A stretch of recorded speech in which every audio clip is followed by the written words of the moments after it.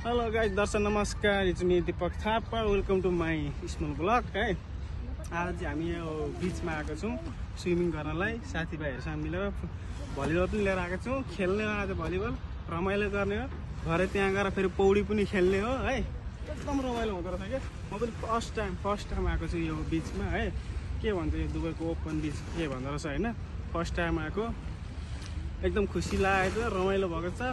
Volleyball पनि खेल्ने हो, स्विमिङ पनि गर्ने हो, त्यहाँ गएर मजाले पौडी पनि खेल्ने हो। हाम्रो जस्तो हाम्रो इलाममा पूर्वको इलाम माई खोलामा हामी पहिले जाएर पौडी खेल्थ्यौँ, त्यसरी नै खेल्ने। आज मजाले खेल्ने है गाइस। तपाईँहरू पनि आउनु होला, रमाइलो गर्नु होला। अब किनभने जाडोको मौसम आउँदैछ, जाडोको मौसम झन् धेरै रमाइलो हुँदो रहेछ क्या यहाँनिर है। आज त्यति गर्मी पनि छैन, ठिक्क छ होइन। हल्का पसिनाहरू आइरहेको छ किनभने अघि एकछिन उफ्रेको थियो भाइ र म होइन। मलाई धेरै खुसी लागेको छ।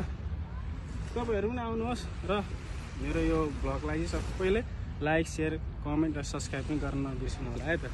हस् त।